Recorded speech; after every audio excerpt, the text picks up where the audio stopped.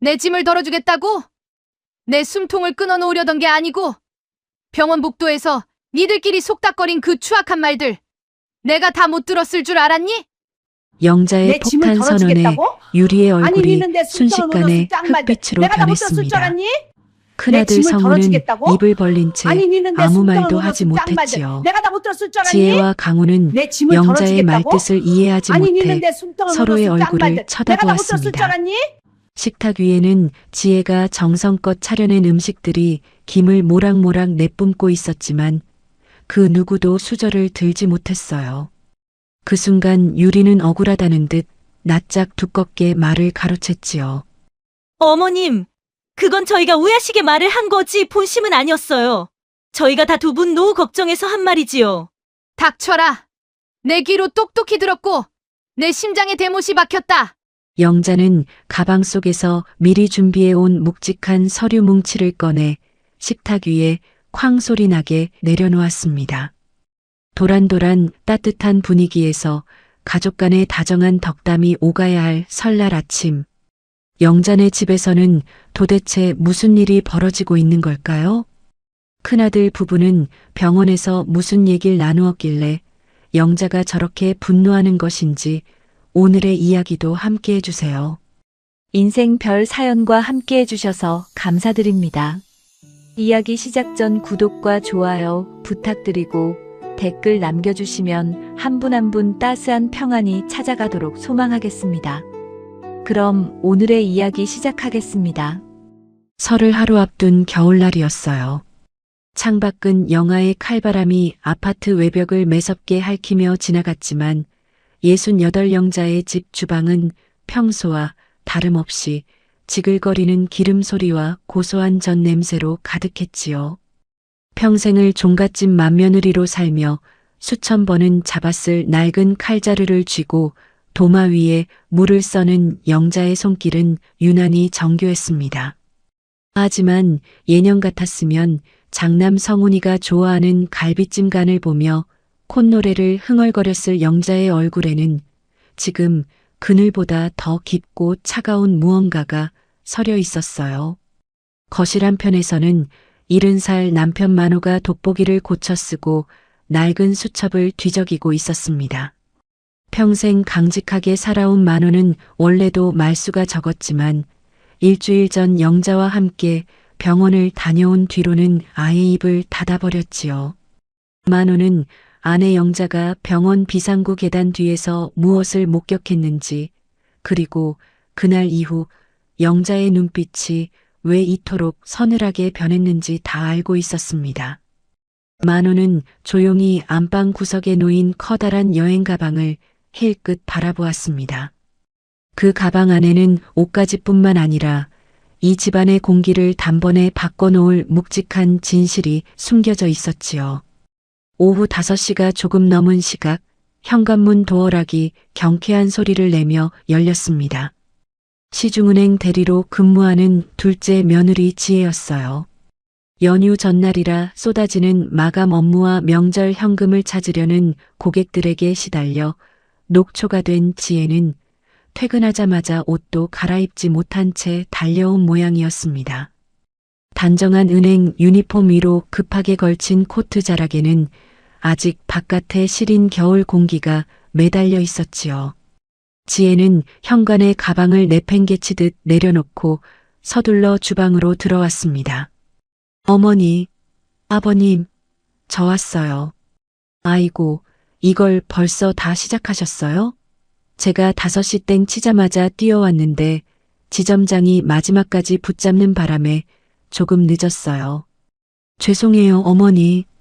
지혜는 코트를 벗어 던지고 곧장 싱크대 앞에 섰습니다. 익숙한 몸짓으로 앞치마를 두르고 고무장갑을 끼는 지혜의 얼굴에는 피로가 역력했지요. 영자는 그런 둘째 며느리를 가만히 바라보았습니다. 지난 15해 동안 단 한 번의 투정도 없이 명절마다 은행 업무로 부서질 것 같은 몸을 이끌고 달려와 굳은 일을 도맡았던 착한 며느리였어요. 영자는 지혜의 거칠어진 손등과 퀭한 눈가를 보며 가슴 한편이 아릿해 오는 것을 느꼈습니다. 지혜야, 바쁠 텐데 왜 이리 서둘러 왔니? 좀 쉬다 오지 않고. 너 오늘 은행에서 그 까다로운 손님들 비위 맞추느라 속이 다 타들어갔을 텐데. 영자의 목소리는 평소보다 낮고 차분했습니다. 지혜는 전을 부치기 위해 계란물을 풀다 말고 의아한 표정으로 영자를 쳐다보았지요. 평소라면 우리 성훈이는 언제 온다더냐? 유리는 몸이 좀 괜찮다니? 라며 장남 내외 걱정부터 늘어놓았을 시어머니였으니까요. 지혜는 거실에 앉아있는 시아버지 만호의 눈치를 살피며 조심스럽게 물었습니다. 어머니, 오늘 유난히 기운이 없으신 것 같아요. 아버님도 오늘따라 너무 조용하시고요. 혹시 병원 정밀 검사 결과 때문에 걱정되셔서 그러세요? 설 지나고 결과 나온다고 했으니까 너무 미리 걱정 마세요, 어머니. 만호가 수첩을 덮으며 낮게 깔린 목소리로 대답했습니다. 걱정할 것 없다. 세상에는 모르는 게 약인 것도 있지만 알아야만 비로소 보이는 것들도 있더구나. 지혜, 너는 오늘까지만 고생해라. 내일부터는, 그래, 내일부터는 내 마음 가는 대로만 살면 된다. 지혜는 손을 멈추고 영자와 만호를 번갈아 보았습니다. 평생을 장남 성훈이라면 깜빡 죽는 신용까지 하던 노부부였어요. 무슨 맛있는 음식만 생겨도 이건 성훈이 갖다 줘야지 하던 시어머니였고, 성훈이 사업이 힘들다고 하면 퇴직금까지 털어주던 시아버지였습니다. 그런데 두 사람의 말투에서 느껴지는 이 생소한 서늘함은 대체 무엇일까요? 지혜는 가슴 한구석이 덜컥 내려앉는 기분을 느꼈습니다. 아버님, 갑자기 왜 그러세요? 형님네는 이번에도 몸이 안 좋아서 못 오신대요? 아주버님께 문자 드렸는데 답장도 없으시더라고요. 어머니, 아주버님이랑 무슨 일 있으셨어요? 오겠지. 제 발로 걸어오겠지. 지혜야, 너는 참 바보같이 착해서 탈이다. 저기 거실에 앉아있는 네 아버님도 나도 이제야 세상이 어떻게 돌아가는지 눈이 번쩍 떠지는구나. 내일 아침이면, 그래, 내일 아침이면 다 알게 될 게다. 영자의 서늘한 대꾸에 주방의 공기는 순식간에 얼어붙었습니다. 지혜는 시어머니의 이런 모습이 낯설기만 했어요. 영자는 일주일 전 병원에서의 기억을 떠올렸습니다. 검사실 복도, 닫힌 문 너머로 새어나오던 그 추악한 속삭임들.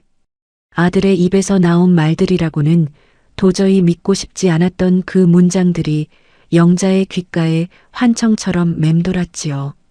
하지만 영자는 지금 그 내용을 발설하지 않았습니다.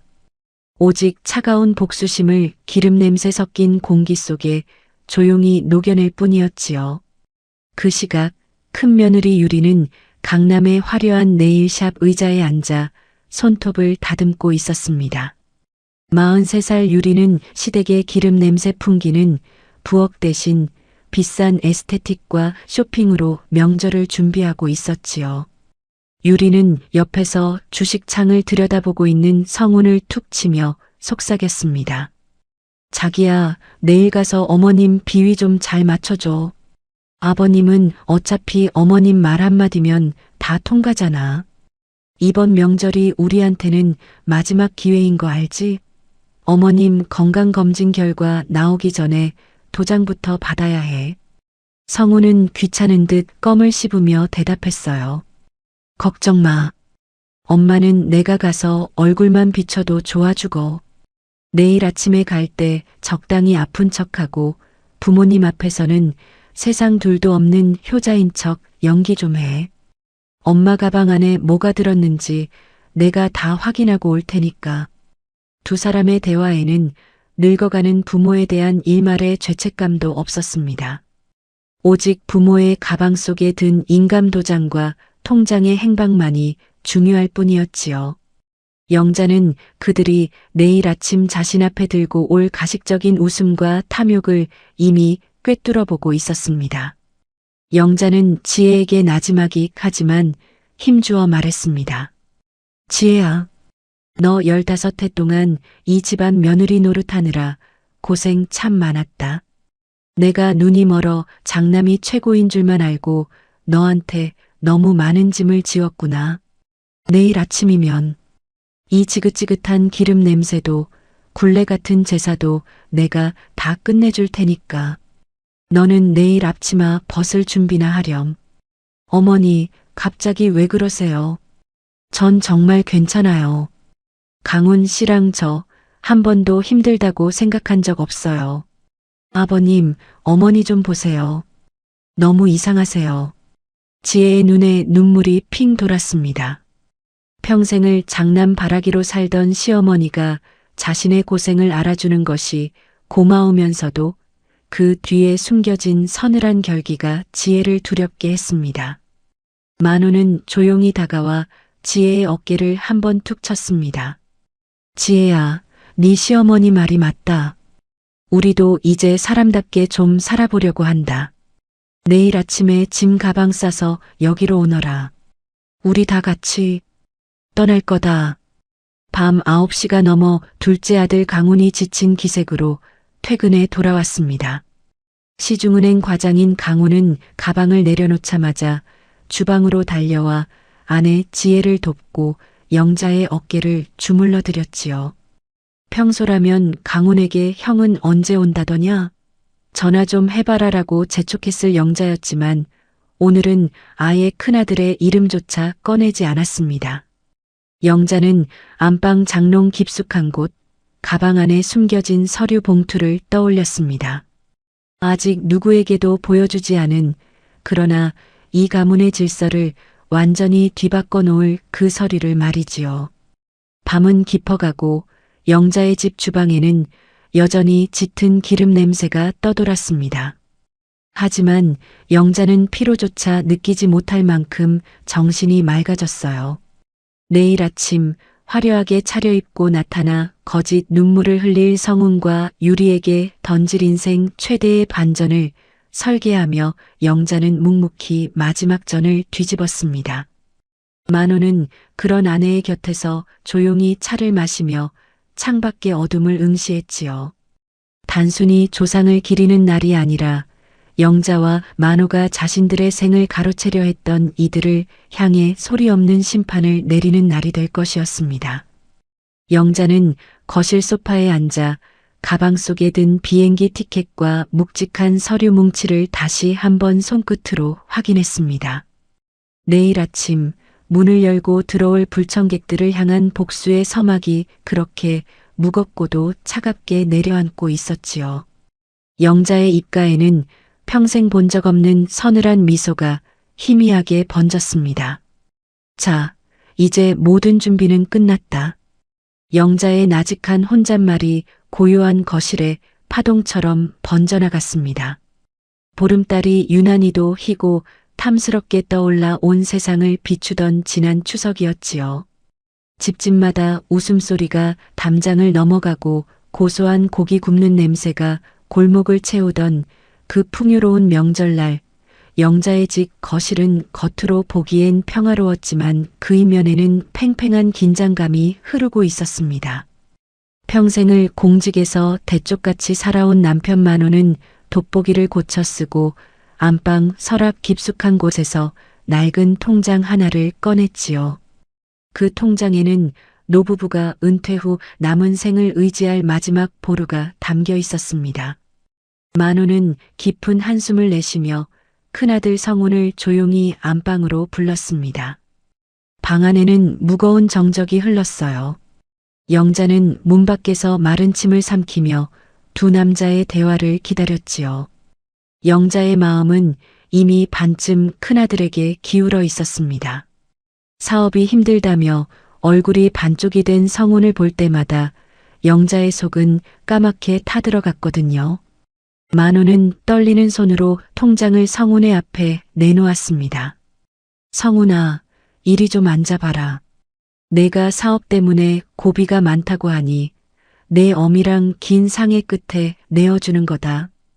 이건 단순히 숫자가 아니야. 내 평생이 담긴 돈이야. 알겠니? 만호의 목소리는 갈라진 논바닥처럼 푸석거렸고 통장을 건네는 손끝은 미세하게 떨리고 있었습니다. 성우는 통장에 찍힌 2억 원이라는 거금을 확인하는 순간 눈동자가 파르르 떨리며 탐욕스러운 빛을 냈지요. 그는 곧장 바닥에 엎드려 큰 절을 올리며 아버지가 듣고 싶어하는 말들을 쏟아내기 시작했습니다. 아버지, 정말 감사합니다.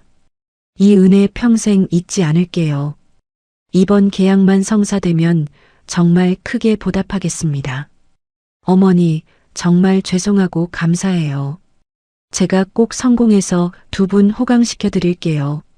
문 밖에서 이 소리를 들은 영자는 그제야 참았던 숨을 내쉬며 눈시울을 붉혔습니다. 그래, 우리 성훈이가 저렇게 기운을 차리니 됐다 싶은 마음뿐이었지요. 영자는 주방으로 달려가 둘째 며느리 지혜가 정성껏 부쳐놓은 전 중에서 가장 모양이 예쁜 것들만 골라 성훈의 접시에 수북이 담았습니다. 곁에서 묵묵히 설거지를 하던 지혜의 얼굴에 어린 피곤함은 보이지도 않는 듯 했지요. 지혜야, 성훈 아주버님 기운 차린 것 좀 봐라. 역시 큰애가 살아야 집안이 사는 법이야. 너도 힘들겠지만 이해해라. 영자의 말에 지혜는 씁쓸한 미소를 지으며 고개를 끄덕였습니다. 지혜와 강훈이 명절 내내 꾸준히 일을 다하고 부모님의 약값을 챙겨올 때는 당연하게 여기던 영자였지만 성훈이 가식 섞인 말 한마디만 던져도 세상을 다 얻은 듯 기뻐했지요.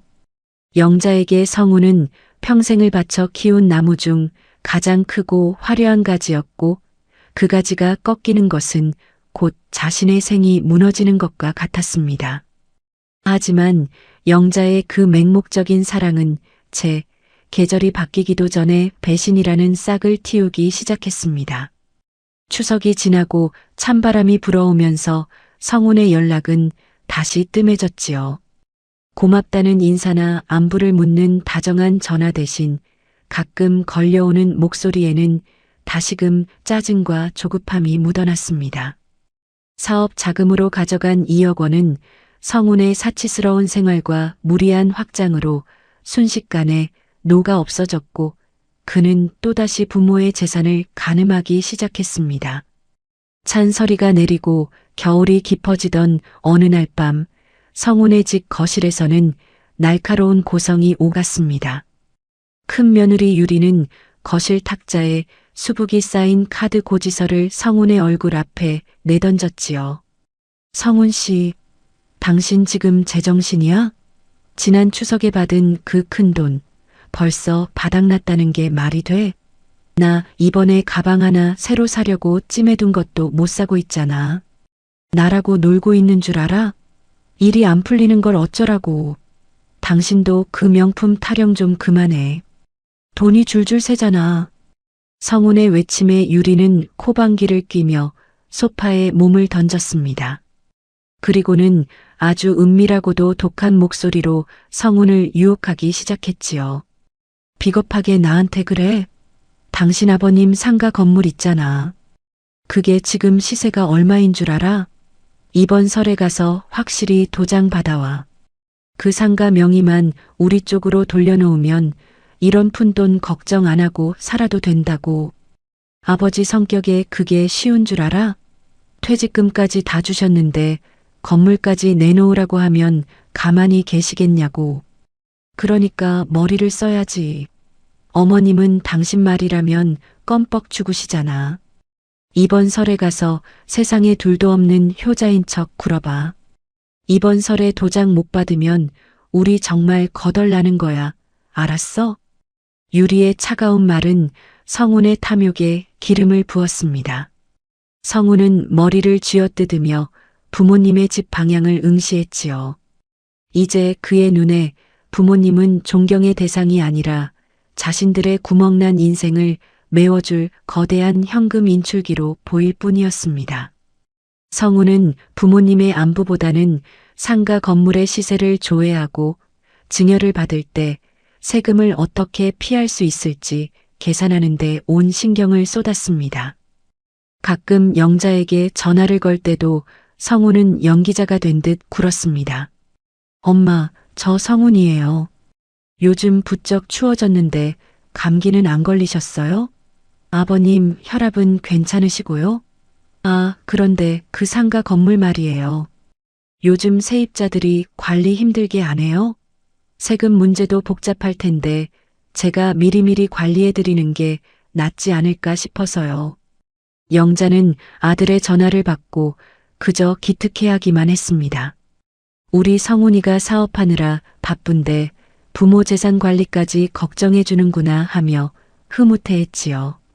옆에서 만호가 혀를 차며 쓸데없는 소리 하지 말라고 해라라고 일침을 가해도 영자는 오히려 남편을 타박했습니다. 당신은 왜 아기를 죽이고 그래요? 성훈이가 다 우리 편하라고 하는 소리인데 역시 큰애가 든든하긴 하네요. 영자는 주방에서 성훈이 좋아하는 밑반찬을 정성껏 준비하며 혼잣말을 중얼거렸습니다. 지혜가 곁에서 어머니, 저번에도 많이 보내주셨는데 이번에는 좀 쉬세요라고 말려도 소용이 없었지요. 영자의 머릿속에는 오직 설날에 올 장남 성훈의 얼굴뿐이었습니다. 지혜의 헌신은 공기처럼 당연하게 여겨졌고 성훈의 가식적인 안부 전화는 보석처럼 귀하게 여겨졌던 때였지요. 탐욕의 그림자는 이제 영자의 집 대문 앞까지 길게 늘어져 있었습니다. 그들은 부모가 자신들을 위해 흘린 땀방울과 눈물은 안중에도 없었습니다. 오직 부모의 가슴에 대못을 박아서라도 제 주머니를 채울 국리뿐이었지요. 영자는 아직 아무것도 모른 채 그저 아들이 온다는 소식에 가슴 설레며 음식을 준비하고 있었습니다. 자신이 평생을 바쳐 사랑했던 장남이라는 존재가 사실은 자신의 목숨줄을 죄러 오는 불청객이라는 사실을 꿈에도 모른 채 말이지요. 이 무렵의 영자는 참으로 고집스러울 정도로 큰아들을 믿었습니다. 지혜가 가끔 성훈의 무리한 사업 확장을 걱정하며 넌지시 말을 꺼낼 때면 영자는 오히려 지혜를 나무랐지요. 너는 왜 그렇게 매사 삐딱하니? 내 형님네가 잘 되어야 우리 집안이 사는 거야. 너희는 은행 다니며 따박따박 월급 받으니 배가 불러서 그러는 거냐? 영자의 날카로운 질책에 지혜는 입을 다물 수밖에 없었습니다. 영자는 성훈이 보내주는 가짜 홍삼 세트 하나에 감격하며 지혜가 매일같이 끓여 나르는 전복죽의 수고는 잊어버리곤 했지요. 사랑이라는 이름의 눈가리개를 한 영자에게 성훈의 탐욕은 그저 기특한 효심으로 포장되어 보였을 뿐이었습니다. 만호는 그런 영자를 보며 깊은 한숨을 내쉬었습니다. 그는 성훈의 눈빛에서 느껴지는 불길한 기운을 이미 감지하고 있었지만 아내의 지독한 장남 사랑을 꺾을 재간이 없었지요. 만호는 조용히 안방 장롱 밑에 숨겨둔 인감도장을 확인하며 혼잣말을 했습니다. 이 도장이 과연 누구의 손으로 들어가야 이 집안이 평안할지 참으로 알 수가 없구나. 그렇게 불길한 겨울이 지나가고 있었습니다. 눈이 시리도록 푸른 겨울 하늘 아래 성훈과 유리의 욕망은 독버섯처럼 무성하게 자라나 영자의 소중한 보금자리를 위협하고 있었지요. 영자는 여전히 주방 창가에 앉아 성훈이 올 방향을 바라보며 환하게 웃고 있었습니다. 그 미소가 곧 절망으로 바뀔 줄은 꿈에도 상상하지 못한 채로 말이지요. 겨울 해가 짧아져 퇴근 무렵에 찬 공기가 도시를 감싸던 어느 평일 오후였어요. 시중은행에서 과장으로 근무하는 강우는 쉴 새 없이 밀려드는 대출 서류와 씨름하며 컴퓨터 모니터를 뚫어지게 응시하고 있었지요.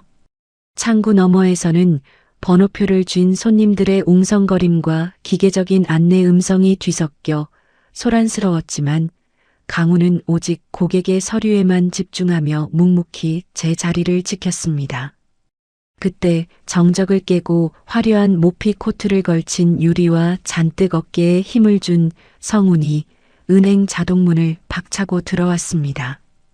지점 안의 시선이 일제히 그들에게 쏠릴 만큼 두 사람의 차림새는 요란했지요. 유리는 명품 가방을 고쳐 매며 주위를 멸시하듯 훑어보았고 성우는 동생의 자리를 찾아 성큼성큼 걸어갔습니다. 강우는 갑작스러운 형 부부의 방문에 당황하며 자리에서 일어났어요. 형수님, 여긴 어쩐 일이세요? 연락도 없이. 강훈의 반가운 인사에도 유리는 대답 대신 강훈의 책상 위에 놓인 명패를 손가락으로 툭툭 쳤습니다. 어머, 서방님. 아직도 과장이에요? 은행 다닌 지가 언젠데 직급이 참 안 오르네요. 유리의 가시돋친 농담에 강훈의 얼굴이 화끈거렸지만 그는 억지로 미소를 지으며 형 부부를 상담실로 안내했습니다. 하지만 상담실 문이 닫히기도 전에 성우는 본론부터 내던졌지요. 강훈아, 긴 말 안 하마. 내가 이번에 사업 부지를 좀 넓혀야 하는데 1차 대출은 이미 꽉 찼어. 너희 은행에 직원 전용 대출이나 무담보로 빠지는 특별 상품 같은 거 있잖아. 내 선에서 하나 좀 빼줘라. 형, 그게 무슨 소리야? 은행 대출이 형 동생이라고 마음대로 되는 게 아니야. 규정된 담보가 있어야 하고 신용 등급도 맞아야지. 게다가 직원 특혜 같은 건 아예 없어. 강훈의 단호한 거절에 성훈의 미간이 일그러졌습니다. 곁에 있던 유리는 들고 있던 명품 가방을 탁자에 쾅 내려놓으며 목소리를 높였지요. 아니, 서방님, 가족 좋다는 게 뭐예요? 남들도 다 뒤로 빼돌려서 잘만 산다는데 친형이 죽겠다는데 이렇게 딱딱하게 나오시면 어떡해요? 우리가 무슨 남이야? 은행 과장이면 지점장한테 말해서 힘 좀 쓸 수 있잖아요. 형수님, 목소리 좀 낮춰주세요. 밖에서 다 들려요. 그리고 정말로 그런 방법은 없어요. 제가 해드리고 싶어도 전산에서 다 걸러져요. 강훈의 차분한 설명은 오히려 불난집의 부채질하는 격이었습니다. 성우는 자리를 박차고 일어나 상담실 문을 벌컥 열었지요. 그리고는 객장에 있는 사람들이 다 들을 정도로 고함을 치기 시작했습니다. 이봐, 여기 책임자 누구야? 지점장 나오라고 해. 내 동생이 여기 과장인데 손님을 이렇게 대접해도 되는 거야? 강훈은 밀려오는 모욕감에 고개를 숙였습니다. 동료 직원들의 따가운 시선과 손님들의 수군거림이 비수처럼 강훈의 가슴을 찔렀지요. 유리는 한술 더 떠서 지나가는 여직원을 붙잡고 여기 지점장실 어디예요? 내 시동생이 과장인데 대접이 이래서야 되겠어?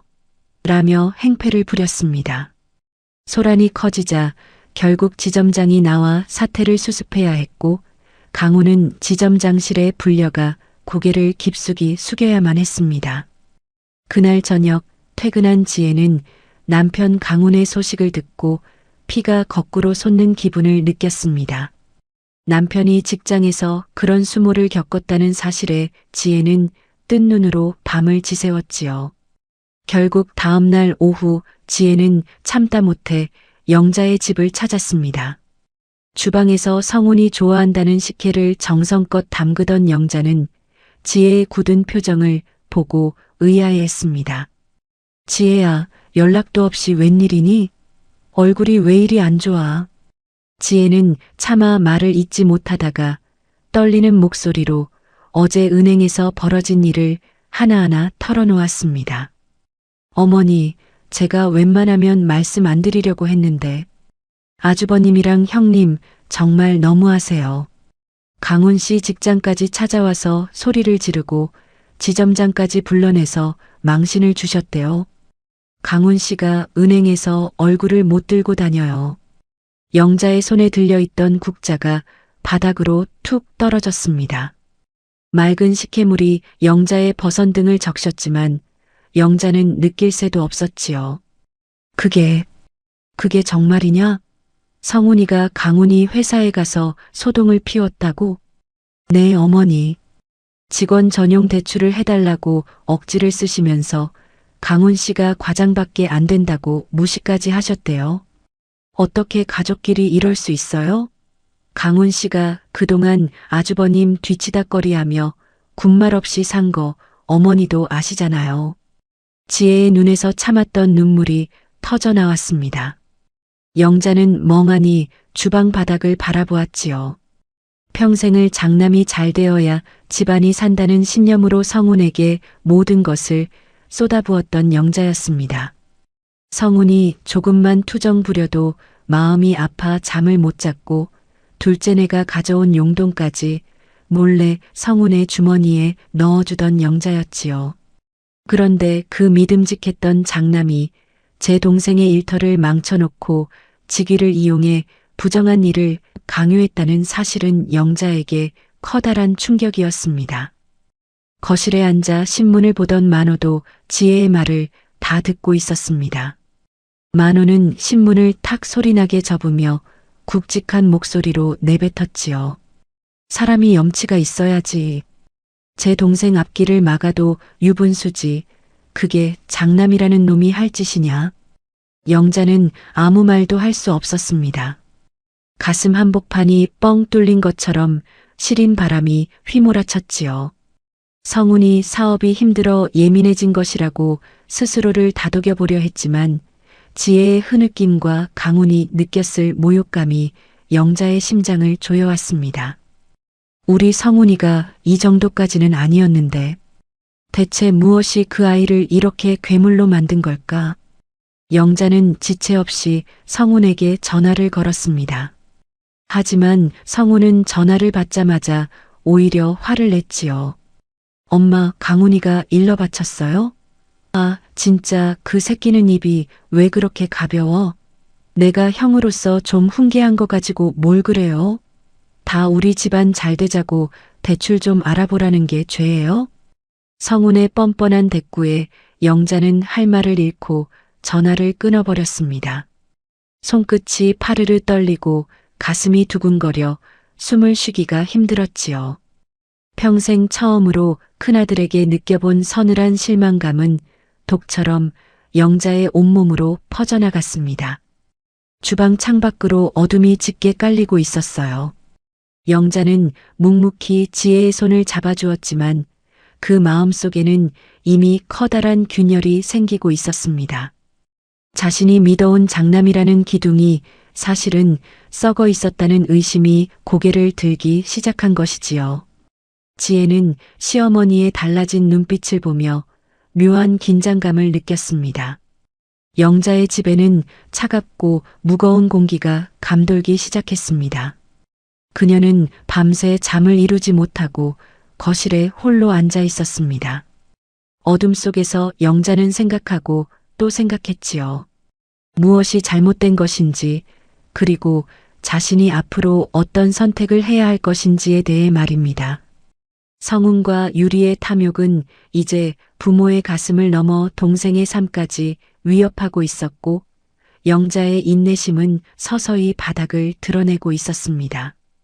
겨울바람이 아파트 외벽을 매섭게 핥히며 지나가던 이른 아침이었어요. 68회를 살아오며 자식 뒷바라지에 제 몸 귀한 줄 모르고 살아온 영자의 몸에 드디어 커다란 경고등이 켜진 것이지요. 주방에서 아침상을 차리기 위해 무거운 냄비를 들던 영자는 순간 가슴을 날카로운 송곳으로 후벼 파는 듯한 통증에 숨이 턱 막히고 말았습니다. 눈앞에 가스불이 수십 개로 겹쳐 보이며 바닥이 발밑에서 쑥 꺼지는 듯한 지독한 어지럼증이 영자를 덮쳤지요. 영자는 비명조차 지르지 못한 채 냄비를 놓치고 식탁 의자를 붙잡으며 간신히 주저앉았습니다.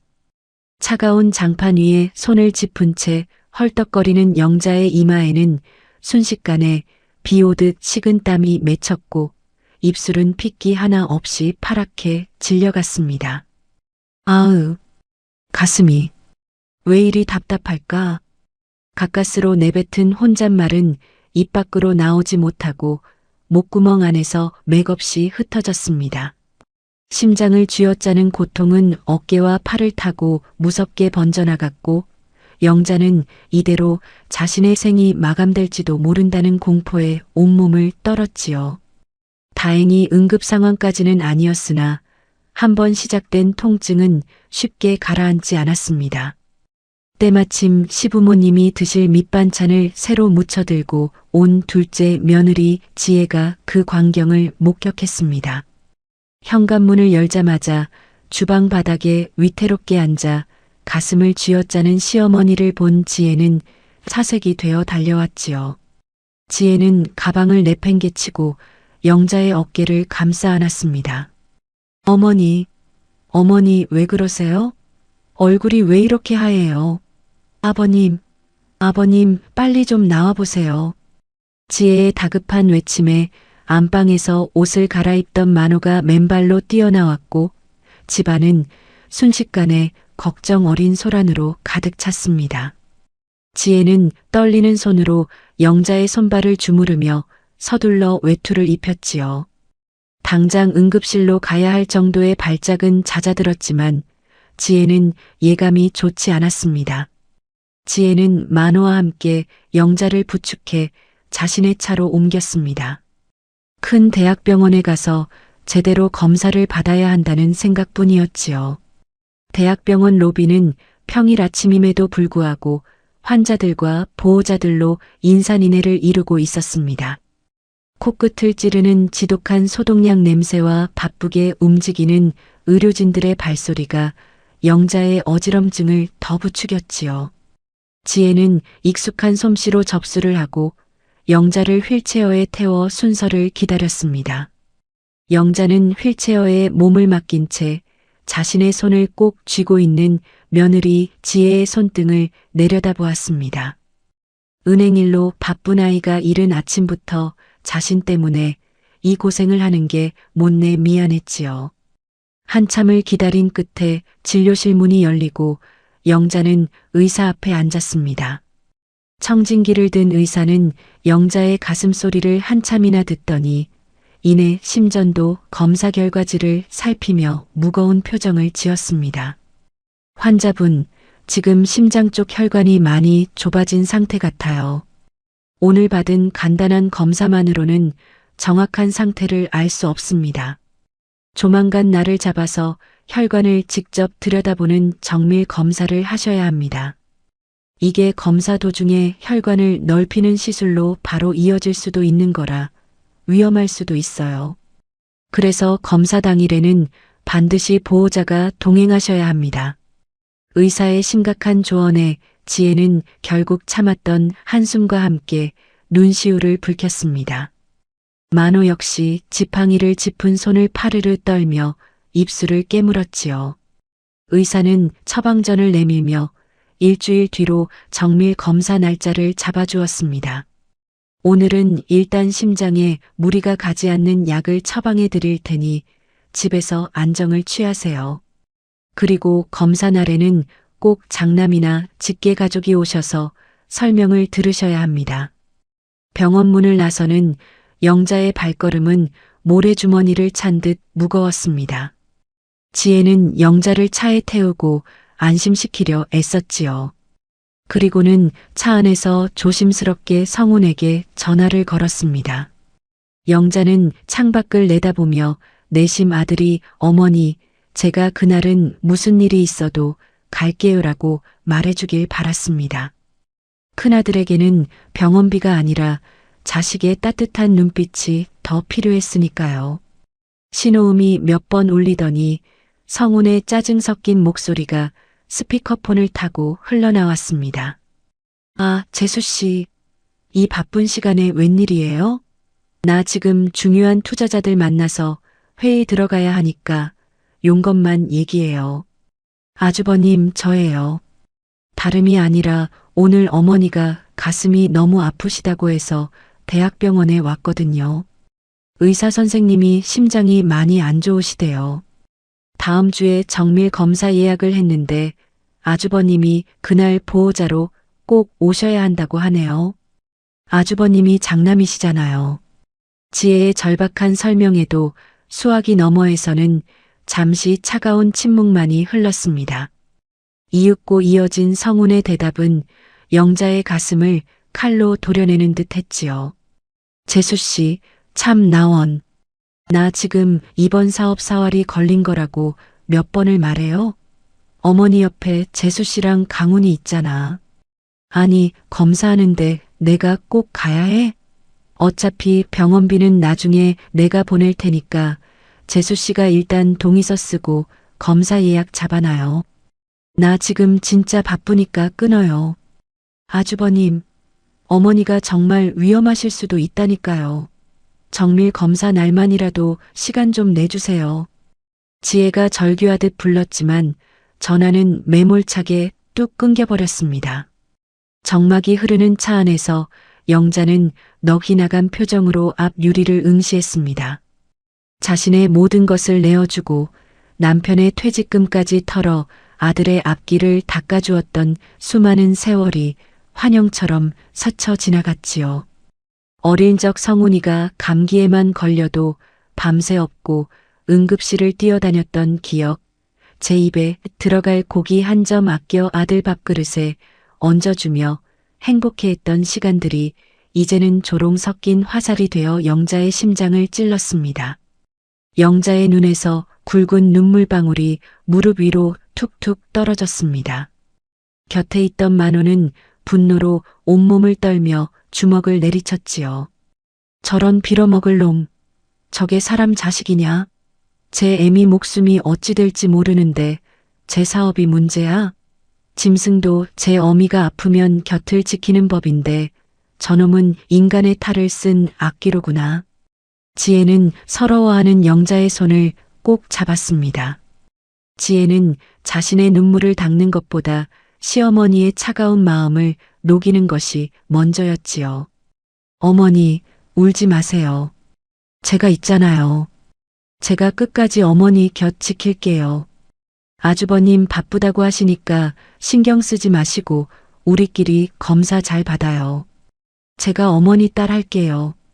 지혜의 진심 어린 위로에도 영자의 무너진 가슴은 좀처럼 회복되지 않았습니다. 아들의 목소리에서 느껴졌던 그 지독한 귀찮음과 짜증은 영자가 평생 부정해온 장남의 추악한 실체였지요. 영자는 처방전과 검사 예약증이 담긴 봉투를 꼭 쥔 채 지혜의 차에서 내렸습니다. 집으로 돌아가는 길, 아파트 단지의 화단에는 마른 나뭇가지들이 앙상하게 흔들리고 있었습니다. 가슴의 통증은 약 덕분에 조금 가라앉았으나 마음의 통증은 점점 더 선명해졌지요. 성훈에게서 뒤늦게 온 문자 한 통은 영자의 마지막 희망조차 짓밟았습니다. 나 다음 주에 투자 회식까지 있어서 못 가니까 두 분 좀 잘 달래주쇼. 검사하고 결과만 톡으로 보내고. 영자는 지그시 눈을 감았습니다. 차가운 눈물이 귓가를 타고 흘러 베개를 축축하게 적셨지요. 낮에 병원에서 보았던 수많은 환자와 그들을 지키던 보호자들의 모습이 떠올랐습니다. 그 평범한 풍경이 자신에게는 왜 이토록 어려운 기적인지 영자는 스스로에게 묻고 또 물었습니다. 영자는 가슴을 부여잡고 생각했습니다. 성훈아, 내가 정말 내 아들이 맞느냐? 내가 너를 어떻게 키웠는데? 아들의 목소리가 남긴 상처는 심장의 병보다 더 깊고 치명적이었습니다. 영자의 겨울은 시작되고 있었고 그 겨울의 끝에는 차디찬 각성이 기다리고 있었지요. 지혜는 영자의 곁에서 연신 따뜻한 물을 챙기며 어머니를 보살폈지만 영자의 눈동자에는 이미 생기 대신 서늘한 결심이 깃들기 시작했습니다. 자신이 누구를 위해 희생해왔는지 그리고 누가 자신의 진정한 곁을 지키고 있는지를 깨닫는 순간이었지요. 만호와 마주 앉은 영자는 아무 말도 하지 않았습니다. 만호는 조용히 영자의 손을 잡아주었을 뿐이지요. 두 노부부는 일주일 뒤에 있을 정밀 검사 날 어떤 일이 벌어질지 알지 못한 채로 그저 어두운 거실을 지켰습니다. 하지만 영자의 마음속에서는 이미 큰아들에 대한 기대를 깨끗이 비워내고 있었습니다. 대신 그 자리에 무엇을 채워야 할지 영자는 밤새도록 고민하고 또 고민했지요. 지혜는 밤늦게까지 시어머니의 곁을 지키다 강훈의 손에 이끌려 집으로 돌아갔습니다. 지혜의 뒷모습을 보며 영자는 나직하게 은조렸습니다. 미안하다, 지혜야. 이 못난 시어미가 이제야 내가 보이네. 약속된 정밀 검사 날의 아침이 밝았습니다. 밤사이 내린 진눈깨비가 병원 앞 보도를 지저분하게 적시고 있었고 차가운 습기는 뼛속까지 파고드는 듯 했지요.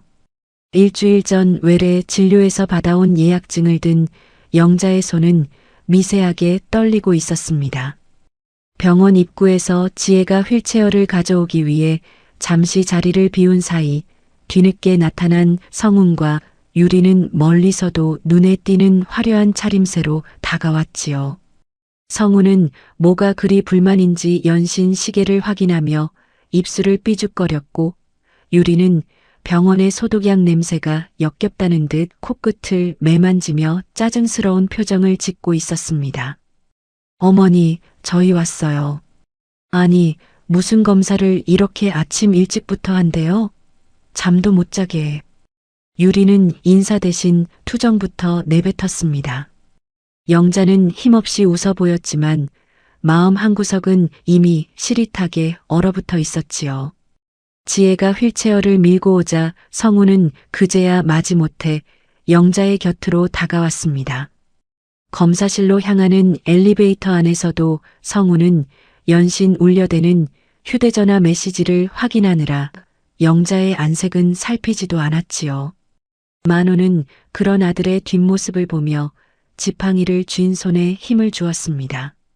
그 묵직한 침묵 속에서 영자는 초라한 환자복으로 갈아입기 위해 탈의실로 들어갔지요. 환자복으로 갈아입고 나온 영자는 지혜의 부축을 받으며 정밀 검사실 앞 대기 의자에 앉았습니다. 육중한 검사실 문이 열리고 영자의 이름이 호명되었지요. 간호사의 안내에 따라 검사실 안으로 발을 들이려던 영자는 갑자기 밀려오는 긴장감 때문인지 아랫배가 뒤틀리는 통증을 느꼈습니다. 지혜야, 나 화장실 좀 잠깐 다녀와야겠다. 갑자기 속이 안 좋네. 지혜는 걱정스러운 얼굴로 영자를 화장실까지 부축해 주려 했지만 영자는 손사래를 치며 혼자 다녀오겠다고 고집을 피웠습니다. 지혜가 검사실 앞을 지키는 사이 영자는 비상구 쪽 근처에 있는 한적한 화장실로 향했지요. 볼일을 마치고 나오던 영자는 비상구 문 너머에서 들려오는 익숙한 목소리에 발걸음을 멈추었습니다. 그곳에는 검사실 앞에 있어야 할 성훈과 유리가 단둘이 서서 은밀한 대화를 나누고 있었지요. 성훈 씨, 내 말 잘 들어. 아까 의사 표정 봤지? 어머님 저러다 갑자기 돌아가시기라도 하면 우리 진짜 낙동강 오리알 되는 거야.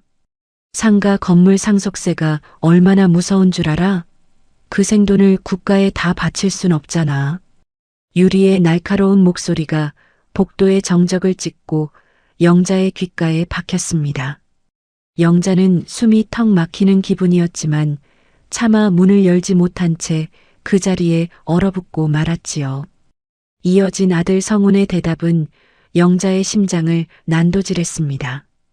나도 알아. 그래서 내가 아까부터 머리 굴리고 있잖아. 차라리 지금 어머님 정신 오락가락하실 때 치매라고 우겨서 증여받는 게 훨씬 이득이야. 의사한테 말 잘해서 진단서 하나 끊어달라고 하면 안 되나? 그래야 우리가 상가를 온전히 챙기지. 성훈의 목소리는 평소 영자 앞에서 보여주던 가식적인 다정함은 눈 씻고 찾아볼 수 없을 만큼 비정하고 계산적이었습니다. 유리는 성훈의 팔을 잡으며 맞장구를 쳤지요. 맞아. 어머님 건강검진 결과 안 좋게 나오면 그걸 빌미로 밀어붙이자고. 어머님도 아들 사업 힘들다는데 건물 하나 내주는 거 이해해 주시겠지. 돌아가시고 나서 세금으로 다 뜯기는 것보다야 자식한테 미리 주는 게 100번 1000번 낫지 않아? 지금이 명예 이전할 절호의 기회라니까. 영자는 문고리를 잡은 손이 덜덜 떨리는 것을 느꼈습니다. 피가 거꾸로 솟는다는 말이 무슨 뜻인지 비로소 온몸으로 체감하고 있었지요. 자신이 평생을 바쳐 키운 아들이 제 어미의 목숨이 경각에 달린 병원 복도에서 고작 생각하는 것이 사업 족쇄와 치매 조작이라니. 영자는 가슴을 짓누르는 통증보다 더한 배신감에 눈앞이 캄캄해졌습니다. 당신 동서 눈치 좀 봐가면서 해. 걔는 워낙 눈치가 빨라서 우리가 무슨 꿍꿍이 있는지 금방 알아챌걸. 그러니까 내일 설날 아침에 아버님 모시고 있을 때 당신이 확실히 도장 받아야 해. 알았지? 알았어. 내일 분위기 봐서 내가 다 처리할 테니까 당신은 옆에서 거들기나 해. 엄마는 내가 좀만 불쌍한 척하면 다 넘어오니까 걱정 마. 성운의 조소 섞인 웃음소리가 복도를 타고 비릿하게 번져나갔습니다. 영자는 그 자리에 주저앉고 싶었지만 이를 악물고 버텼습니다. 눈물조차 나오지 않았지요. 그저 가슴 한복판이 얼음 송곳으로 찔린 듯 시리고 아팠을 뿐입니다. 자신이 평생 믿어온 장남이라는 신하가 사실은 탐욕으로 가득 찬 괴물에 불과했다는 진실이 영자의 영혼을 갈갈이 찢어놓았습니다. 영자는 조심스럽게 발소리를 죽이며 화장실 쪽으로 다시 몸을 숨겼습니다. 잠시 후 성운과 유리가 검사실 앞으로 돌아가는 소리를 확인한 뒤에야 영자는 비로소 벽을 짚고 일어설 수 있었지요. 거울 속에 비친 자신의 얼굴은 시체처럼 창백하게 질려 있었고 눈동자는 분노와 슬픔으로 이글거리고 있었습니다. 영자는 세면대에 차가운 물을 틀어 얼굴을 씻어냈습니다. 물기 어린 얼굴을 닦으며 영자는 평생 본 적 없는 서늘한 눈빛으로 거울을 응시했지요. 그래, 니들 눈엔 내가 죽어가는 시체로 보이겠구나. 내가 죽어야 니들 주머니가 채워진다는 뜻이지? 영자는 주먹을 꽉 쥐었습니다. 손톱이 손바닥을 파고들어 통증이 전해졌지만 그 통증이 오히려 영자의 정신을 맑게 깨워주었지요. 영자는 다시 검사실 앞으로 걸어갔습니다. 성우는 영자를 보자마자 언제 그랬냐는 듯 세상에서 가장 인자한 아들의 얼굴로 달려와 영자의 팔을 부축했습니다. 어머니, 어디 다녀오셨어요? 한참 기다렸잖아요. 이제 검사 들어가셔야 해요. 제가 밖에서 기도하고 있을 테니까 너무 걱정 마세요. 아들의 가식적인 손길이 살갗에 닿는 순간 영자는 소름이 돋는 것을 느꼈습니다. 하지만 영자는 아무 말도 하지 않았습니다. 그저 차갑게 식은 눈으로 아들을 빤히 쳐다보았을 뿐이지요. 성우는 영자의 시선에 움찔하며 시선을 피했습니다. 어머니, 왜 그렇게 보세요? 뭐 하실 말씀이라도. 아니다. 검사나 받으러 가야겠다. 성훈아, 너는 밖에서 내 계획대로 기도나 열심히 하렴. 영자의 뼈 있는 한마디에 성훈의 안색이 잠깐 굳었지만 이내 유리가 옆에서 끼어들며 상황을 수습했습니다. 어머님, 저희가 밖에서 든든하게 지키고 있을게요. 걱정 마시고 잘 다녀오세요. 유리의 상냥한 목소리가 이제는 뱀의 쉬쉬거리는 소리처럼 들렸습니다. 영자는 휠체어에 앉아 검사실 안으로 빨려 들어갔습니다. 육중한 문이 닫히고 차가운 기계 소리만 들리는 그 공간에서 영자는 비로소 자신의 생을 다시 설계하기 시작했습니다. 이제껏 베풀었던 맹목적인 사랑은 죽었습니다. 자식이라는 이름으로 자신의 인생을 갉아먹으려 했던 그 추악한 탐욕을 영자는 결코 용서할 수 없었지요. 정밀 검사가 진행되는 내내 영자는 가슴의 통증을 견디며 복수의 칼날을 갈았습니다. 치매라고 우겨서 건물을 뺏겠다니. 그래, 어디 한번 해보거라. 누가 진짜 미쳐가는지 보여주마.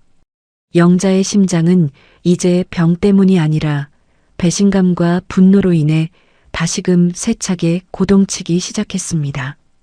지혜가 밖에서 초조하게 기다리고 있을 따뜻한 마음과 성운 부부가 안에서 계산기나 두드리고 있을 그 차가운 탐욕이 영자의 머릿속에서 선명하게 대비되었습니다.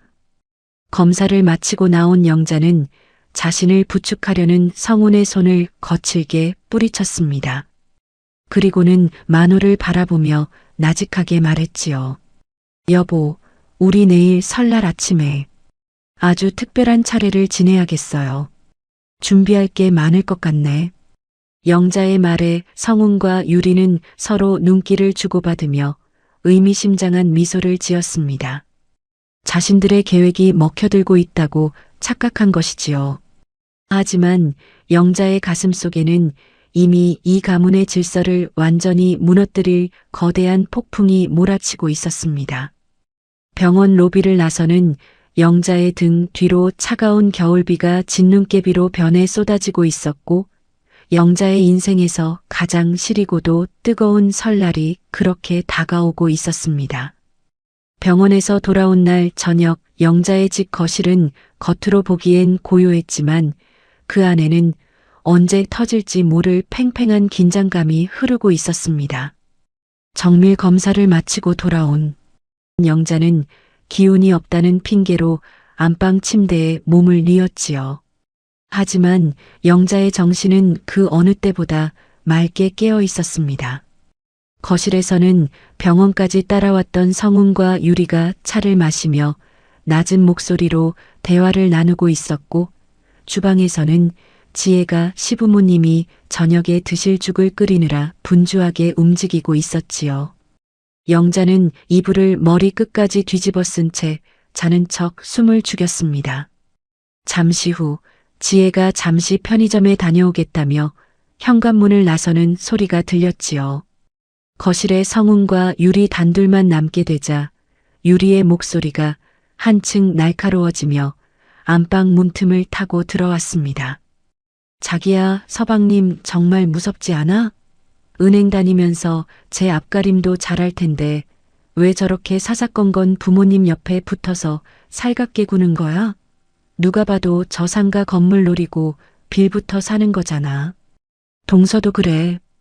퇴근하고 여기까지 와서 죽 끓이는 척하는 거 다 점수 따려고 연기하는 거지. 영자는 이불 밑에서 주먹을 꽉 쥐었습니다. 피가 거꾸로 솟는다는 말이 무슨 뜻인지 비로소 알 것 같았지요. 유리의 말에 맞장구를 치는 아들 성운의 목소리는 영자의 심장에 더 깊은 칼날을 박았습니다. 내 말이 그 말이야. 효자인 척하는 강훈이 녀석 보면 가소로워 죽겠어. 지 마누라까지 앞세워서 반찬 나르고 부모님 비위 맞추는 거 결국 우리 목까지 다 가로채려는 속셈이지. 아버지는 저런 속도 모르고 강훈이네만 예뻐하시니 답답해 미치겠다니까. 성운의 비릿한 웃음소리가 영자의 귓가를 때렸습니다. 지난 15년 세월 동안 제 부모의 대소사를 도맡아 하고 병원비며 약값이며 제 주머니를 털어 모셔온 동생을 향해 빌부터 산다는 파렴치한 낙인을 찍고 있었지요. 영자는 눈물을 흘리는 대신 입술을 깨물며 분노를 사겼습니다. 배신감은 이제 차가운 결기가 되어 영자의 온몸으로 퍼져나갔습니다. 잠시 후 성운 부부가 돌아가겠다며 나가는 소리가 들렸습니다. 영자는 어둠 속에서 천천히 상체를 일으켰지요. 옆에서 모든 대화를 침묵 속에서 듣고 있던 남편 만호와 영자의 시선이 공중에서 마주쳤습니다. 만호의 눈에도 평생 본 적 없는 서늘한 분노가 서려 있었지요. 여보, 나 방금 다 들었어요. 우리 성훈이가 우리가 그 금지옥엽 키운 장남이 우리를 시체 취급하고 강훈이네를 도둑으로 몰고 있네요. 영자의 떨리는 목소리에 만호는 묵묵히 고개를 끄덕이며 영자의 손을 잡았습니다. 만호 역시 장남에게 걸었던 마지막 기대가 산산조각이 난 상태였지요. 나도 다 들었소.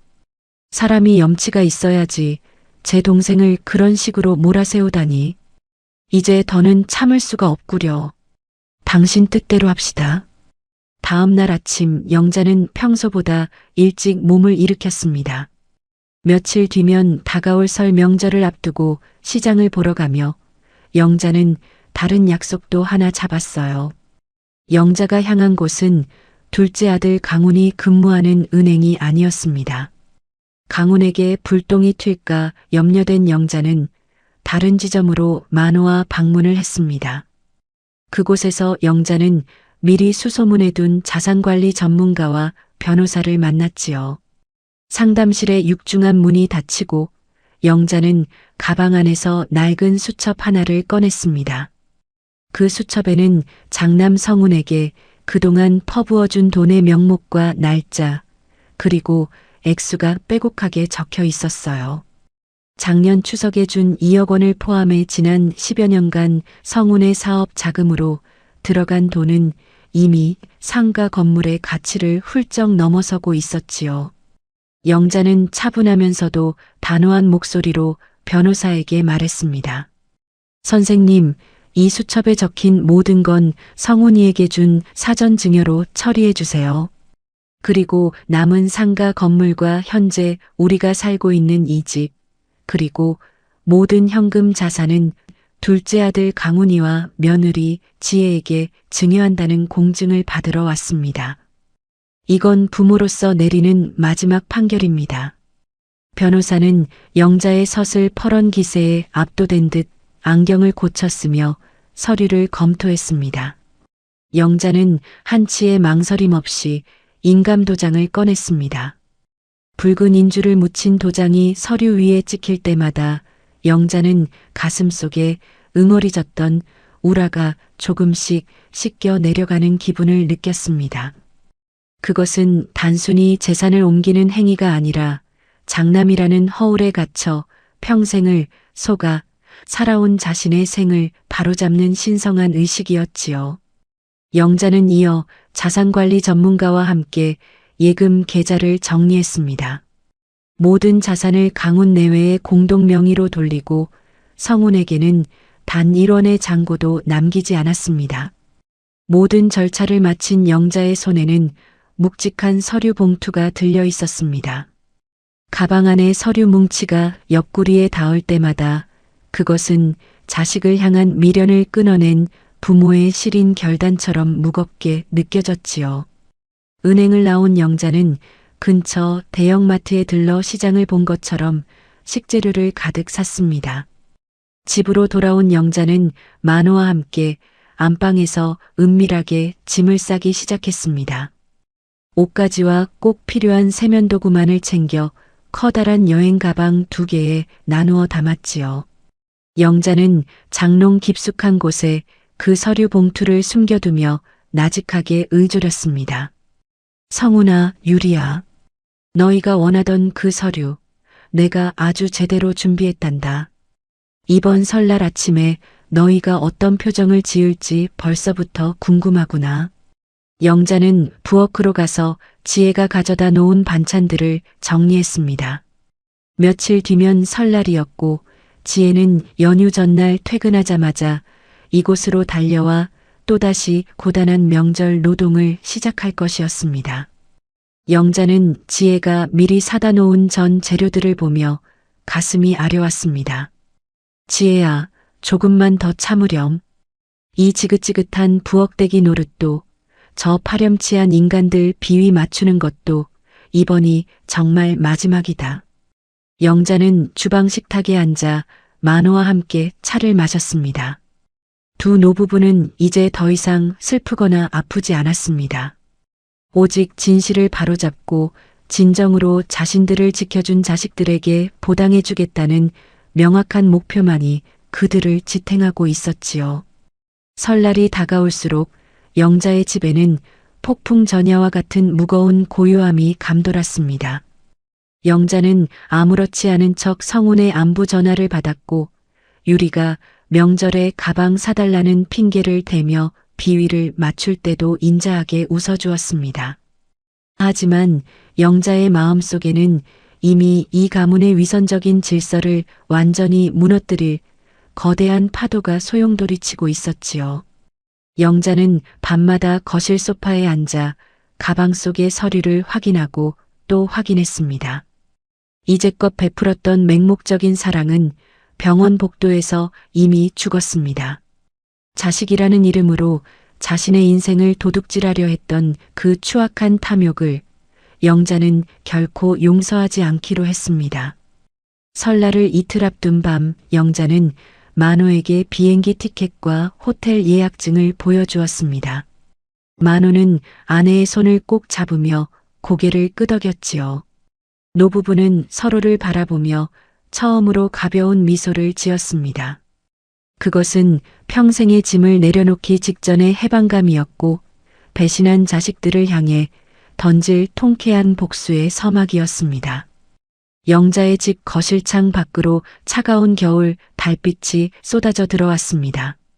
영자는 그 달빛 아래에서 자신의 생을 다시 설계하며 다가올 설날 아침의 풍경을 머릿속으로 그렸습니다.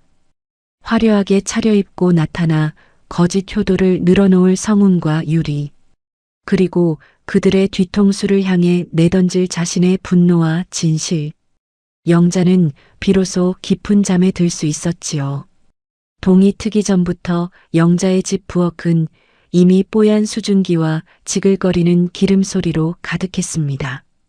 차가운 새벽 공기를 뚫고 가장 먼저 달려온 것은 역시나 둘째 며느리 지혜였지요. 지혜는 명절 연휴 전날 늦게까지 은행 업무를 마치고도 짧은 잠을 청한 뒤 새벽 5시에 시댁 문을 두드렸습니다. 지혜의 눈가는 피로로 거무스름하게 내려앉아 있었지만 시어머니의 굽은 등을 보자마자 다시 손을 걷어붙였어요. 영자는 묵묵히 전을 뒤집는 지혜의 옆얼굴을 가만히 응시했습니다. 지난 15년 동안 단 한 번의 어긋남 없이 이 자리를 지켜온 며느리의 손마디는 어느덧 영자의 손처럼 거칠어져 있었지요. 영자는 지혜가 정성껏 부쳐낸 동태전과 꼬지전을 차례상에 올린 제기에 정갈하게 담았습니다. 예전 같았으면 장남 성운이 도착할 시간을 확인하며 대문을 수십 번도 더 쳐다봤겠지만 오늘의 영자는 유난히도 차분했지요. 거실 소파에 앉아 묵묵히 텔레비전 뉴스 화면을 응시하던 만호 역시 아무 말이 없었습니다. 두 노부부 사이에는 말하지 않아도 통하는 서늘한 약속이 흐르고 있었고 그 침묵은 주방의 분주함과 대조되어 기묘한 긴장감을 자아냈지요. 아침 8시가 훌쩍 넘어서야 복도 끝에서 구두 굽소리가 요란하게 들려왔습니다. 곧이어 현관문이 열리고 화려한 모피 코트를 걸친 유리와 잔뜩 어깨에 힘을 준 성운이 들어왔지요. 유리는 시댁에 짙은 기름 냄새에 미간을 살짝 찌푸리더니 들고 있던 명품 가방을 식탁 의자에 툭 내려놓았습니다. 유리의 얼굴에는 명절 노동의 흔적 대신 새벽부터 공들여 받은 메이크업이 화사하게 빛나고 있었어요. 어머님, 아버님, 저희 왔어요. 아이고, 전 냄새가 벌써 진동을 하네. 동서, 고생 많았지? 나 정말 이번 설에는 일찍 와서 도와주려고 했는데 새벽부터 편두통이 너무 심해서 약 먹고 겨우 정신 차려왔어. 어머님, 저 몸 안 좋아서 이번에도 제사 못 도와드린 거 이해해 주실 거죠? 유리는 가식적인 미소를 지으며 영자의 팔을 살짝 잡았습니다. 영자는 유리의 손길에서 느껴지는 진한 향수 냄새에 속이 울렁거렸지만 짐짓 인자한 미소를 지어 보였지요. 그래, 아프면 쉬어야지. 어서 들어와 앉아라. 성우는 부모님의 안색을 살피는 대신 거실 한 구석에 놓인 낡은 가구들을 훑어보았습니다. 성훈의 품 안에는 이미 준비해온 묵직한 서류 봉투가 들어 있었고 그것을 언제 내밀어야 할지 머릿속으로 계산기를 두드리고 있었지요. 성훈은 만호 곁으로 다가와 넉살 좋게 말을 붙였습니다. 아버지, 얼굴이 좋아 보이시네요. 저희가 이번에 좋은 건강식품 좀 가져왔습니다. 나중에 챙겨 드세요. 아, 참. 밥 먹기 전에 드릴 말씀이 좀 있는데. 만호는 아들의 말을 자르며 나직하게 한마디 던졌습니다. 밥부터 먹자. 조상님들 노하시겠다. 차례상은 지혜의 헌신적인 노동 덕분에 빈틈없이 차려졌습니다. 제사가 진행되는 동안 지혜는 쉴 새 없이 부엌과 거실을 오가며 뜨거운 국을 나르고 식은 전을 데웠지요. 유리는 절을 올리는 둥 마는 둥 하더니 제사가 끝나자마자 상석에 자리를 잡고 앉았습니다. 강우는 형 성훈의 눈치를 보며 묵묵히 지혜를 도왔지만 성훈 부부의 아나무인 격인 태도에 식탁의 공기는 얼음장처럼 차가워졌습니다. 식사가 시작되자마자 성훈은 채 밥술을 뜨기도 전에 품속에서 서류 봉투를 꺼내 식탁 위에 내려놓았습니다. 숟가락과 밥그릇이 부딪히는 소리만이 들리던 식탁에 서류 봉투가 놓이는 소리가 유난히 크게 울려 퍼졌지요. 성훈은 목소리를 가다듬으며 비장한 표정을 지어 보였습니다. 아버지, 어머니, 제가 사업을 크게 키울 기회가 왔습니다. 이번에 그 역세권 상가 건물 말이에요. 그거 제 명의로 돌려주시면 그걸 담보로 대출받아서 정말 제대로 효도하겠습니다. 어차피 나중에 저한테 주실 거잖아요. 세금 문제도 그렇고 제가 지금 관리하는 게 훨씬 유리하다고 전문가들이 그러더군요. 유리는 기다렸다는 듯 곁에서 맞장구를 쳤습니다. 맞아요, 아버님. 요즘 세상이 어떤 세상인데 그 귀한 건물을 저렇게 두세요. 성훈 씨가 맡아야 상가 가치도 오르고 두 분 노후도 저희가 더 완벽하게 책임질 수 있어요. 동서랑 서방님도 이해해 줄 거지? 형님이 잘 되어야 집안이 사는 거잖아. 지혜는 국그릇을 옮기다 말고 손을 멈췄습니다. 강훈의 얼굴은 수치심과 분노로 붉게 달아올랐지요. 15년 동안 한결같이 부모님을 모셔온 자신들은 안중에도 없는 듯한 형 부부의 파렴치한 요구에 강훈은 입술을 깨물었습니다. 하지만 영자는 화를 내는 대신 아주 차분하게 젓가락을 내려놓았습니다. 영자의 시선은 장남 성훈이 아닌 부엌 입구에서 앞치마를 두른 채 서 있는 지혜에게 향했지요. 지혜야. 영자의 나직한 부름에 지혜가 고개를 들었습니다. 영자는 한 번도 보여준 적 없는 서늘하고도 명확한 눈빛으로 지혜를 응시했지요. 이제 그만 앞치마 벗고 이리 와서 앉아라. 그리고 강훈아, 너도 형 눈치 보지 말고 허리 펴고 앉아. 영자의 갑작스러운 선언에 식탁은 순식간에 정적에 휩싸였습니다.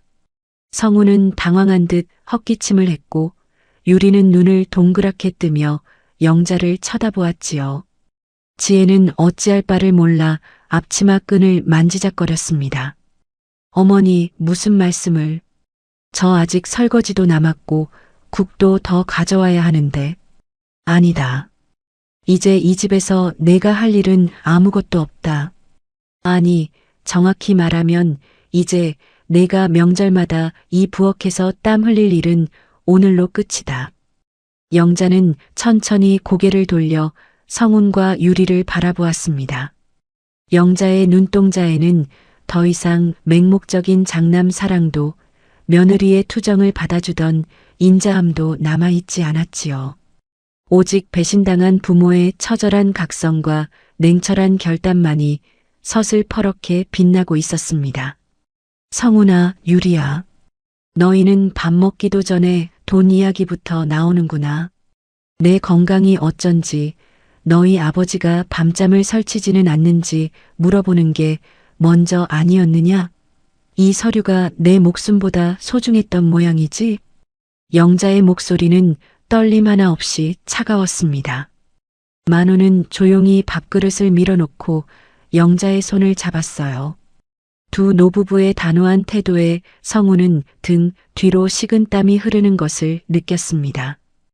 유리는 상황이 이상하게 돌아가는 것을 감지하고 다시 한번 비굴한 웃음을 지어 보였지요. 어머님, 저희가 다 두 분 걱정해서 그러는 거죠. 아픈 어머님이 언제까지 이 넓은 집이랑 상가 관리하시겠어요. 저희가 다 짐을 덜어드리겠다는 건데. 내 짐을 덜어주겠다고? 아니, 너희는 내 숨통을 끊어놓으려던 게 아니었더냐? 병원 복도에서 니들끼리 속닥거린 그 추악한 말들, 내가 다 못 들었을 줄 알았니? 영자의 폭탄 선언에 유리의 얼굴이 순식간에 흑빛으로 변했습니다. 성우는 입을 벌린 채 아무 말도 하지 못했지요. 지혜와 강우는 영자의 말뜻을 이해하지 못해 서로의 얼굴을 쳐다보았습니다. 식탁 위에는 지혜가 정성껏 차려낸 음식들이 김을 모락모락 내뿜고 있었지만 그 누구도 수저를 들지 못했습니다. 영자는 지혜에게 다시 한번 말했습니다. 아주 다정하고도 단호한 목소리였지요.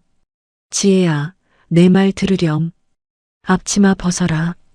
오늘부터 이 집의 주인은 나도 아니고 네 아주버님도 아니다. 이제부터 이 집의 질서는 내가 다시 세울 게다.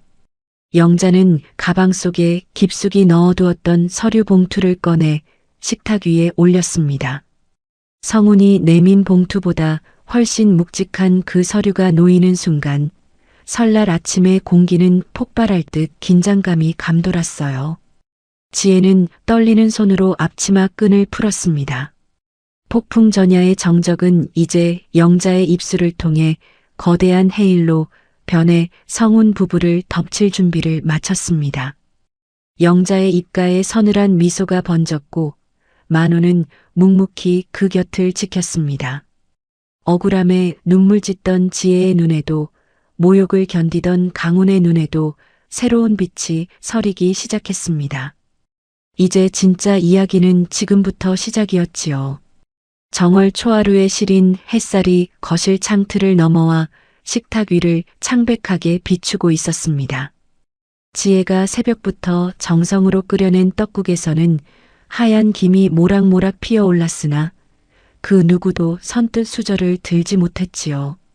식탁 위에는 무거운 정적만이 감돌았고 오직 벽시계의 초침 소리만이 규칙적으로 거실의 공기를 핥히고 있었습니다. 영자는 자신 앞에 놓인 성운의 서류 봉투를 가만히 내려다보았습니다. 그 봉투 안에는 노부부가 평생을 아껴 모은 생명줄이자 마지막 자부심이었던 역세권 상가 건물의 명예 이전 서류가 들어 있었어요. 성운은 금방이라도 세상을 다 얻은 듯한 거만한 표정으로 영자의 입술이 떨어지기만을 기다렸고 유리는 승리자의 미소를 지으며 옆에서 찻잔만 만지작거렸지요. 영자는 그 추악한 탐욕의 증거물을 한참이나 응시하다가 마디마디 굵어진 손가락 끝에 온 힘을 주어 서류를 움켜쥐었습니다. 푹! 날카로운 소리가 정적을 찢어발겼습니다. 성운의 눈동자가 경악으로 커졌고 유리는 비명을 지르듯 입을 틀어막았지요. 영자는 멈추지 않았습니다. 2번, 3번 갈기갈기 찢긴 종이 조각들이 마치 하얀 눈발처럼 식탁 위로 그리고 성운의 무릎 위로 무참히 흩뿌려졌어요. 영자는 찢어진 서류 조각 하나를 성운의 얼굴 앞에 내던지며 평생 가슴 깊은 곳에 쌓아두었던 서늘한 분노를 터뜨리기 시작했습니다. 성운아, 유리야. 너희는 내가 이 종이 쪼가리에 도장 하나 찍어주면 만세라도 부를 줄 알았더냐? 내가 병원 복도에서 너희끼리 나누던 그 소름 끼치는 말들을 단 한마디도 못 들었을 줄 알았어?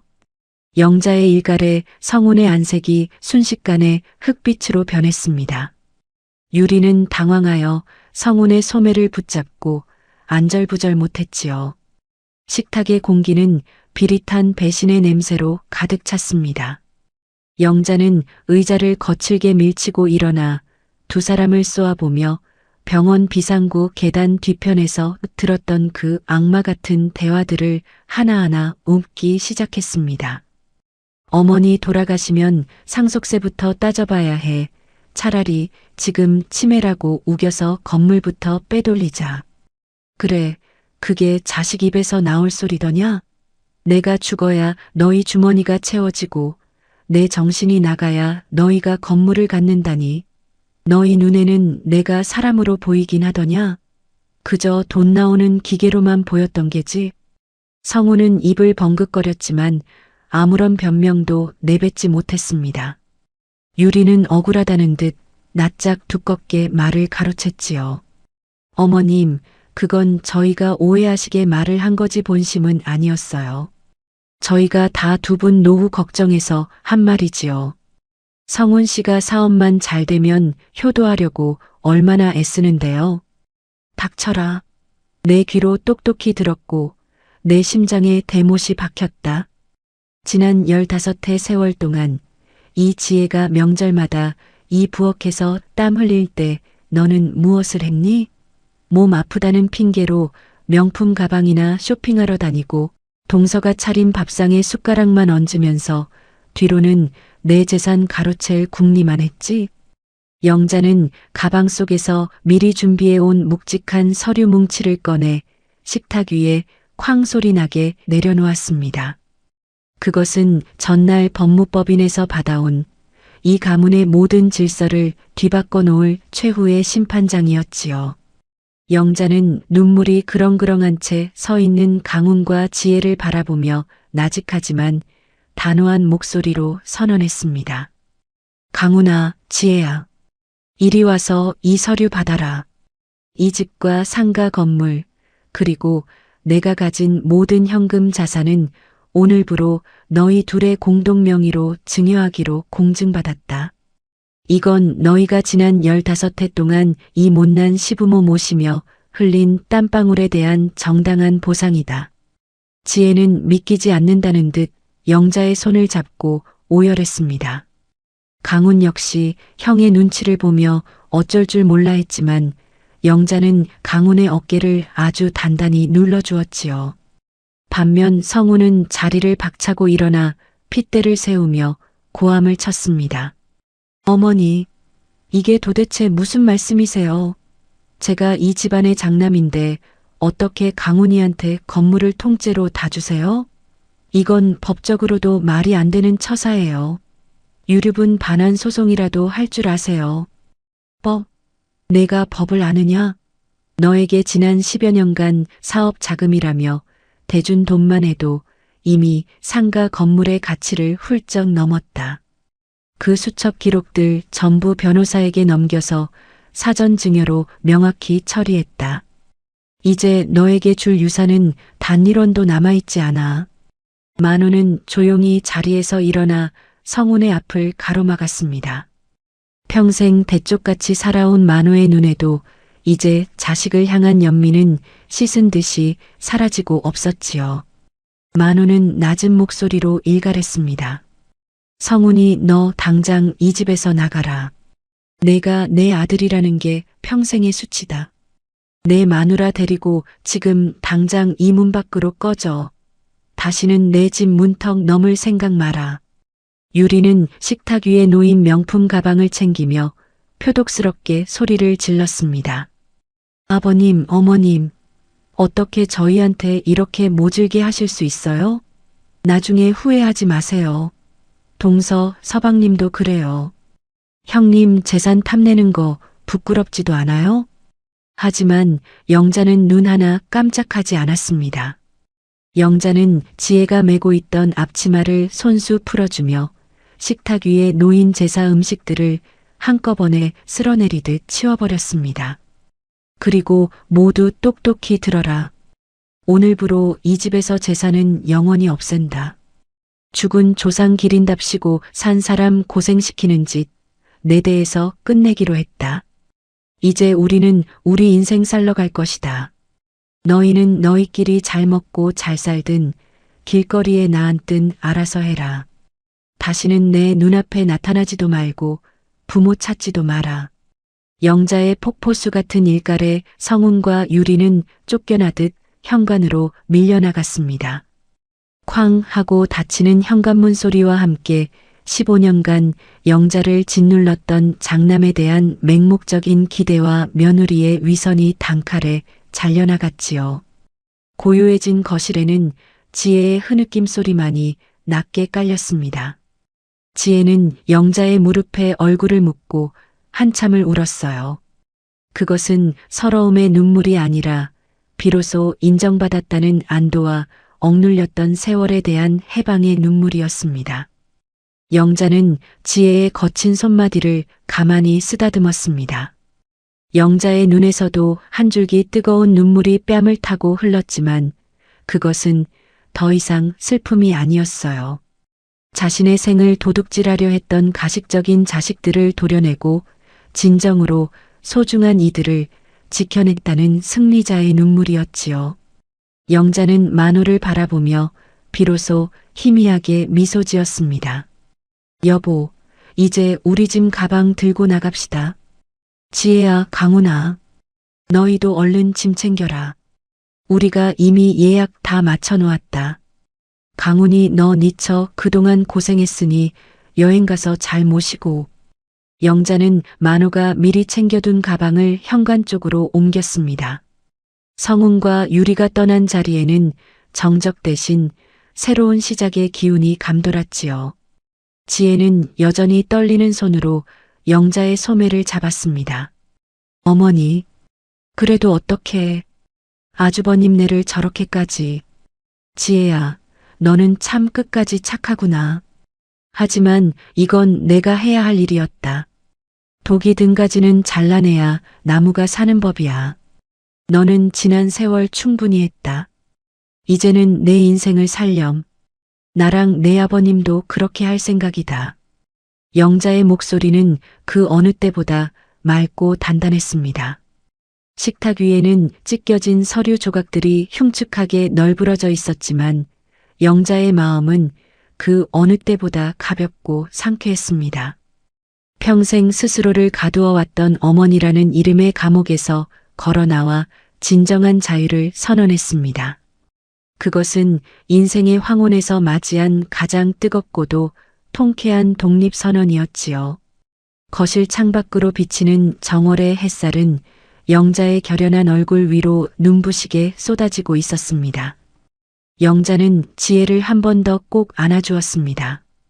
이제 그들의 뒤에는 아무런 미련도 무거운 의무도 남아있지 않았습니다. 오직 자신들을 위한 시간이 길게 뻗어 있을 뿐이었지요. 현관문이 닫히는 육중한 소리가 정적을 깨뜨렸지만 영자의 마음은 깃털처럼 가벼워졌어요.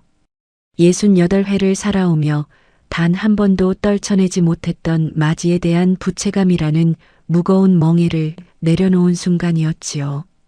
영자는 만호가 미리 안방 깊숙이 숨겨두었던 2개의 여행 가방을 끌어당겼습니다.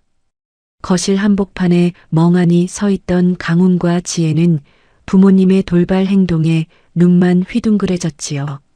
영자는 지혜의 떨리는 손을 꼭 잡으며 인자하지만 서늘한 미소를 지어 보였습니다.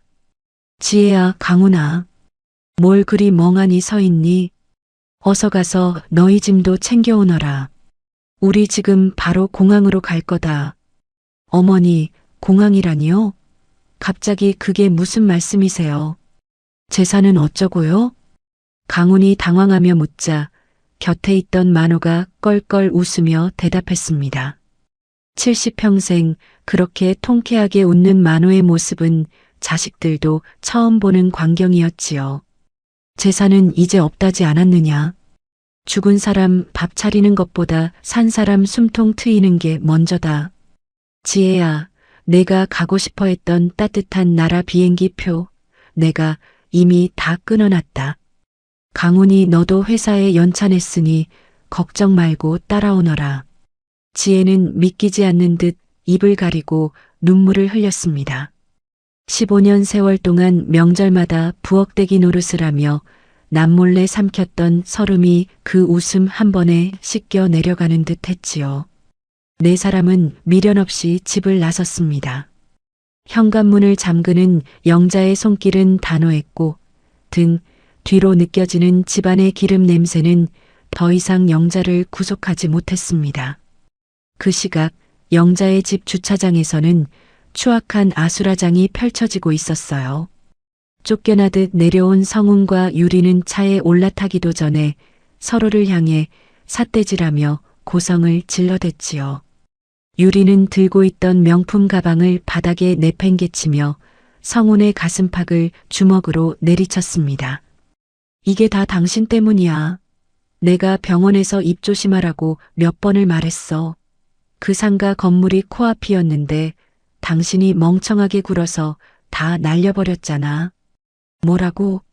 내가 먼저 상속세니 뭐니 떠들었잖아. 치매라고 우기자고 한 것도 너 아냐?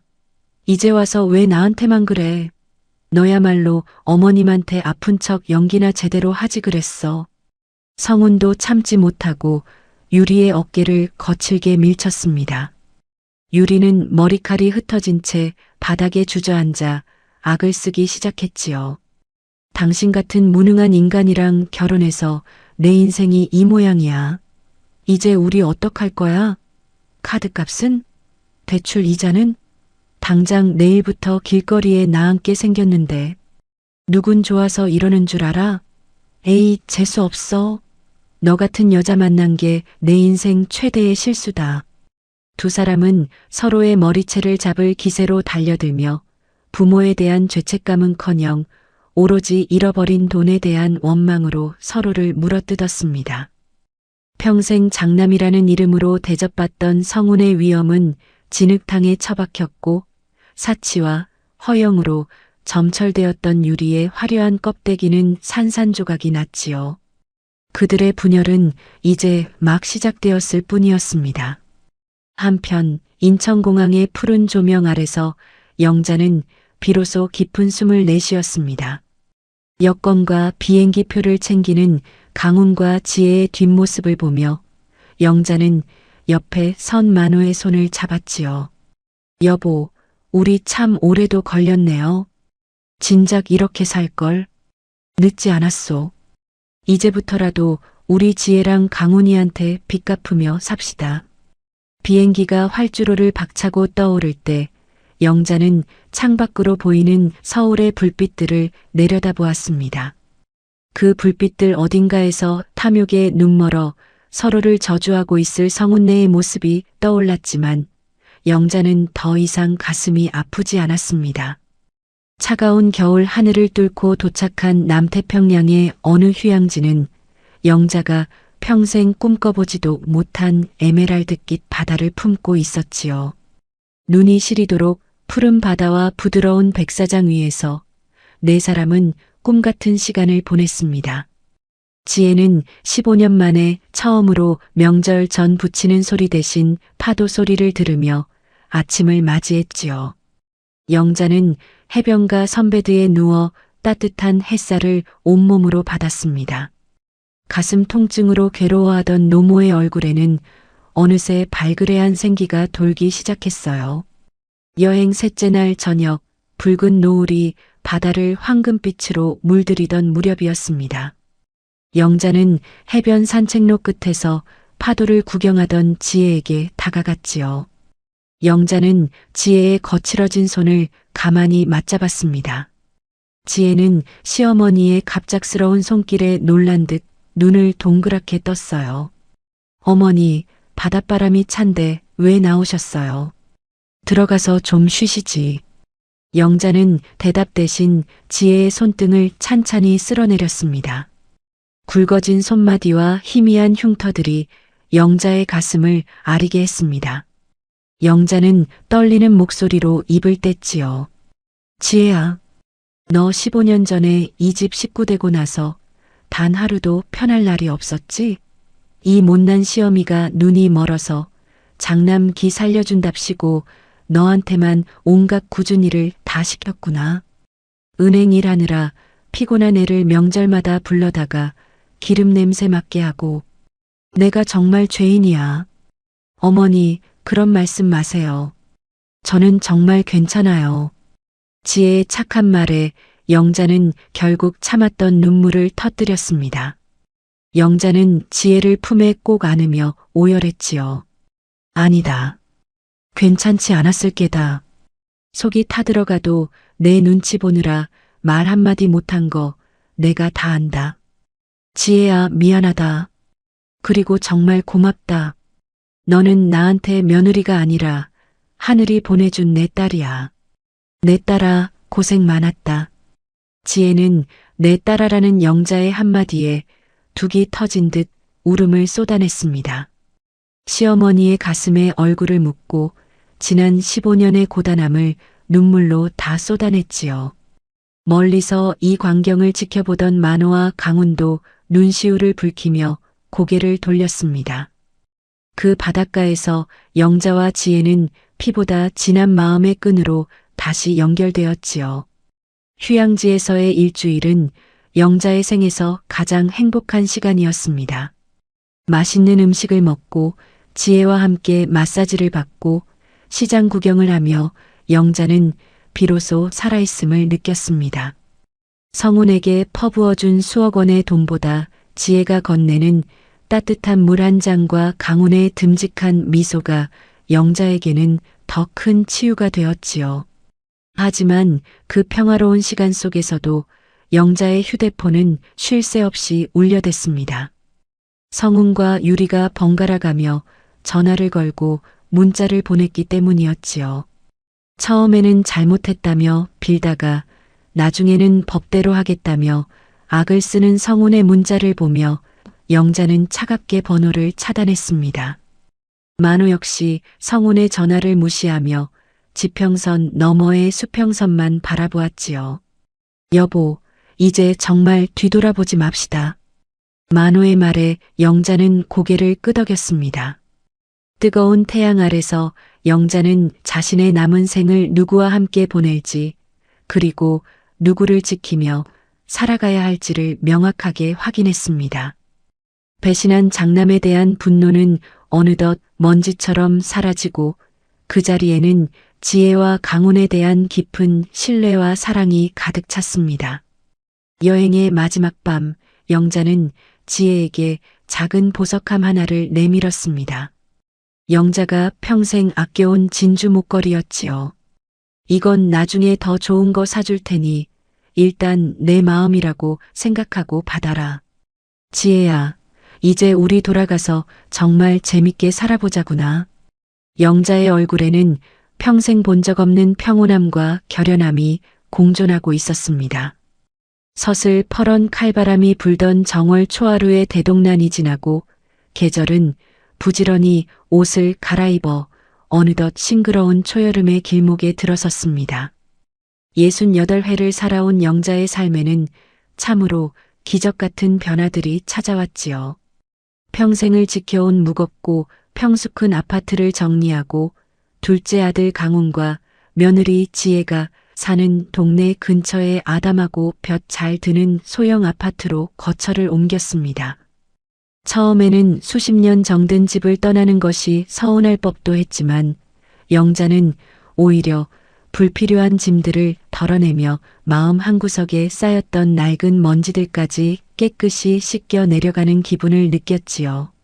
매일 아침 남편 만호와 손을 맞잡고 단지 내 산책로를 걷는 것이 이제는 영자의 가장 소중한 일과가 되었습니다. 여보, 공기도 맑고 길도 참 예쁘네요. 예전 집에서는 왜 그리 답답하게만 살았을까요? 앞치마에 갇혀서 하늘 한번 제대로 못 보고 살았던 세월이 참 아까워요. 영자의 말에 만호는 묵묵히 고개를 끄덕이며 아내의 거친 손을 고쳐 잡았습니다.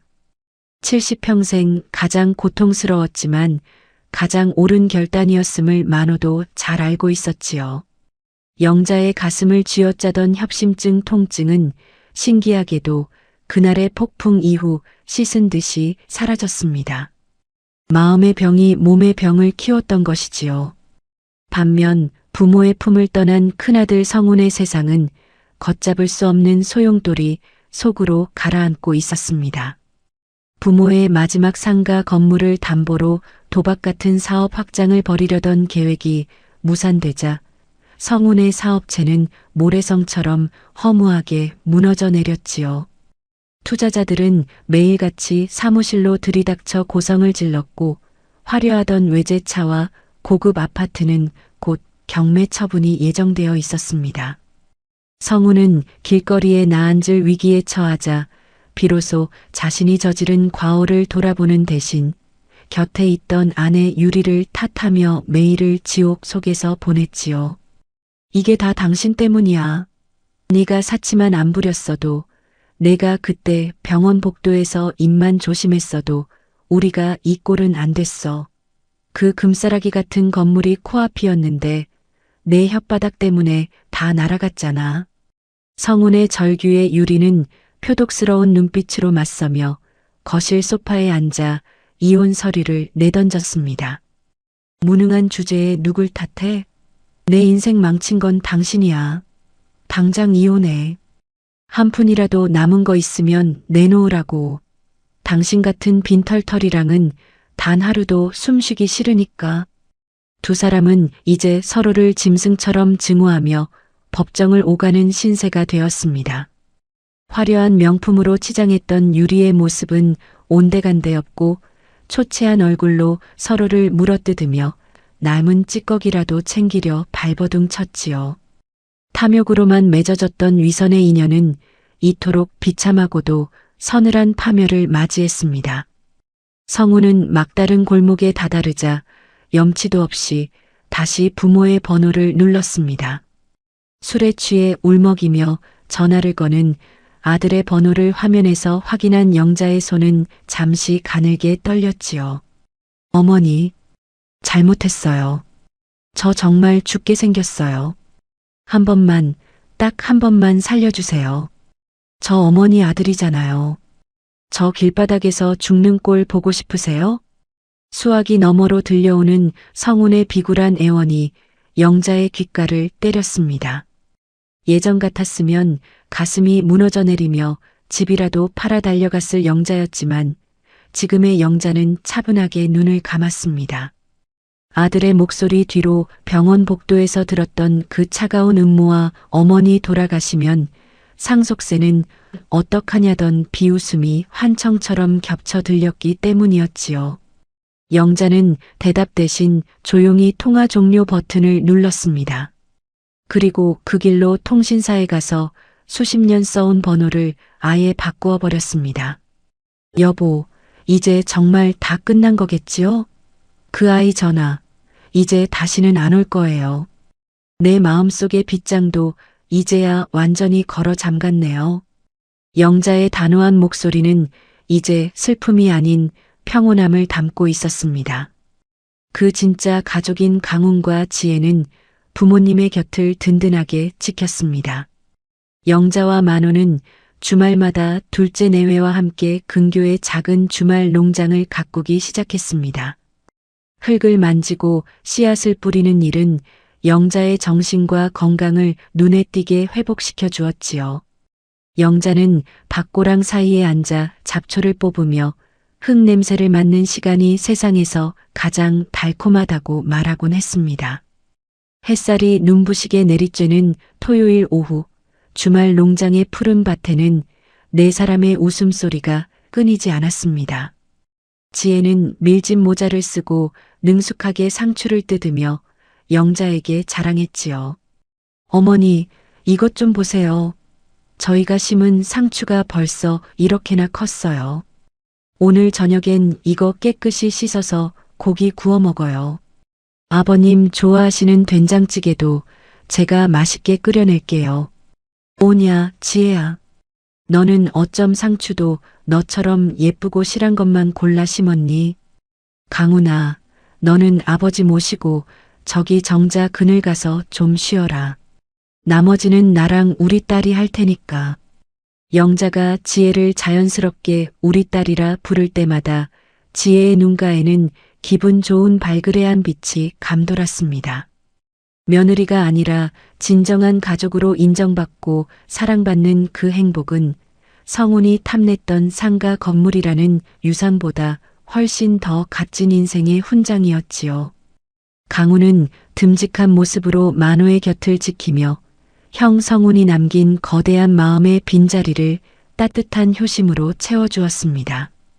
영자는 흙 묻은 손을 털고 일어나 푸르른 농장 풍경을 가만히 응시했습니다. 지난 설날 아침 피눈물을 흘리며 내렸던 그 모진 결단이 없었다면 지금의 이 평화가 가능했을까 생각했지요. 썩은 가지를 과감히 잘라내야 나무 전체가 비로소 살아나듯 영자의 가문의 질서는 이제야 비로소 제자리를 찾은 것이었습니다. 돈과 욕망이 지배하던 차가운 제사상 대신 진심과 배려가 오가는 흙냄새 나는 이 소박한 밥상이 영자에게는 세상 그 무엇보다 소중한 천국이었지요. 성운과 유리가 서로를 헐뜯으며 법정에서 무너져가는 동안 영자의 가족은 서로의 상처를 보듬으며 더욱 단단해졌습니다. 인과응보라는 무거운 법도는 탐욕스러운 자들에게는 처절한 파멸을, 진심으로 부모를 위했던 자들에게는 진정한 안식과 평화를 안겨주었지요. 영자는 이제 더 이상 명절이 두렵지 않았습니다. 아니, 이제 영자에게 매일매일은 축제와 같았지요. 어머니, 이제 들어가요. 강훈 씨가 에어컨 틀어놨대요. 오늘 저녁은 제가 정말 특별하게 준비했거든요. 지혜의 다정한 부름에 영자는 환하게 웃으며 대답했습니다. 그래, 가자. 오늘 저녁은 정말 꿀맛이겠구나. 너랑 함께라면 뭘 먹어도 진수성찬이지. 지는 노을을 뒤로하고 걸어가는 네 사람의 그림자가 황금빛 대지 위로 길게 뻗어나갔습니다. 영자는 이제 더 이상 뒤를 돌아보지 않았습니다. 배신의 아픔은 걸음이 되어 땅속으로 사라졌고 그 자리에는 진정한 효도와 사랑이라는 이름의 열매가 탐스럽게 맺혀 있었으니까요. 인생의 황혼에서 비로소 찾아낸 진짜 행복. 영자의 얼굴에 번진 평온한 미소와 함께 이야기는 가장 아름답고 통쾌한 마침표를 찍었습니다. 가족이란 혈연으로 맺어진 이름이 아니라 고난 속에서 끝까지 손을 놓지 않는 이들의 이름이라는 것을 영자는 이제야 똑똑히 깨달았습니다. 노을 속으로 사라지는 네 사람의 뒷모습은 그 어떤 영화의 장면보다 찬란하게 빛나고 있었습니다. 영자는 만호의 손을 더욱 꽉 쥐었습니다. 두 사람의 발걸음은 가벼웠고 내일이라는 시간은 이제 오직 기쁨으로만 채워질 준비를 마쳤습니다. 우리 구독자님들, 오늘의 이야기 어떠셨나요? 사연 들어주셔서 감사드리고 재미난 사연 계속 들으실 수 있도록 구독, 좋아요, 알림 설정 버튼 꾹 눌러주시고 주변에 공유도 해주세요. 댓글도 남겨주시면 다음 사연 제작에 큰 힘이 됩니다. 오늘도 행복이 함께 하시길 소망하겠습니다.